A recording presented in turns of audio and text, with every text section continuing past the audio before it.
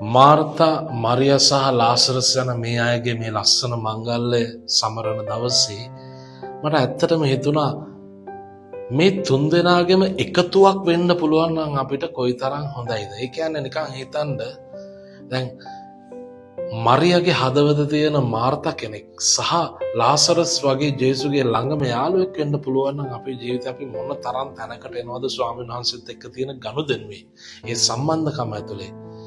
Martha කියන්නේ ගොඩාක් විශ්වාසයක් තිබිච්ච කෙනෙක්. අන්තිම මොහොතේ තමන්ගේ සහෝදරයා මරනම ඒ ඇදහිල්ලේ වාක්‍ය කියන්නේ ඇයයි. එහෙනම් මේ මුළු පවුලම ජේසුත් එක්ක පුදුම විදිහට සම්බන්ධ වෙච්ච පවුලක්.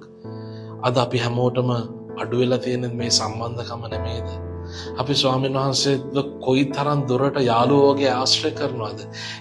එහෙම යාළුකමක් තියෙනවා නම් අපේ ජීවිතත් නිකම්ම ශුද්ධවන්ත වෙනව නේද? එහෙනම් මේ චරිත තුනම අල්ලගෙන අපේ චරිතත් ඒ වගේ කරගන්න උත්සාහ කරමු.